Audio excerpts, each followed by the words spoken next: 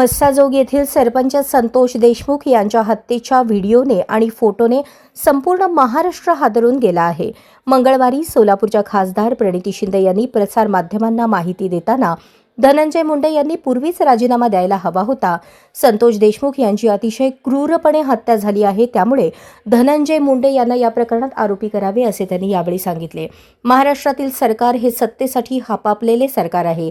हे सरकार दाखवण्यापुरतेच नाटक करते असे त्यांनी यावेळी सांगितले। आधीच झाला पाहिजे होता, म्हणजे काल एबीपी माझाच्या हाती काही फोटोज आणि स्लाइड झाल्या आणि त्याच्यानंतर ही वेळ त्यांच्यावर आली।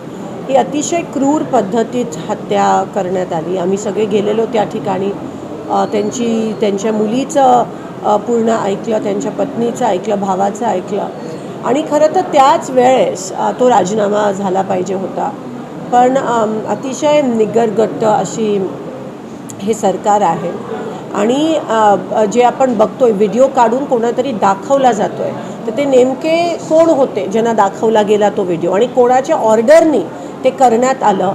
मला असं वाटतं राजीनामा जरी दिला असेल तर तो राजीनामा एक प्रकारचं नाटक आहे आणि ते आता म्हणतात की वैद्यकीय कारणामुळे, म्हणजे ॲक्सेप्ट पण करत नाहीत। म्हणजे तुम्ही बघा, इतकं हे हास्यास्पद असेल ही गोष्ट की ते म्हणतात वैद्यकीय कारणामुळे। थोडंसं जर कोणाला कॉन्शियन्स असेल तर ते म्हणतील की मी ह्याची जबाबदारी घेतो, कारण काही जग जाहीर आहे की कोणी हे करायला लावलं, कोणाचे ऑर्डर्स होता, तो कोणाचा माणूस होता। आणि एवढंच नाही, पण ह्यांचं नाव आरोपी म्हणून पण आलं पाहिजे अशी आमची मागणी आहे। ह्याच्यावर कारवाई झाली पाहिजे, खास करून या मंत्र्यांवर कारवाई झाली पाहिजे की नेमकं हे कसं झालं आणि कशामुळे झालं हे खोलपर्यंत गेलं पाहिजे। ह्यांना कोणीही पाठीशी घालण्याची गरज नाही आहे, जी आपल्याला दिसून येत आहे, आणि म्हणून आरोपी म्हणून त्यांचं नाव आलंच पाहिजे अशी आमची मागणी आहे।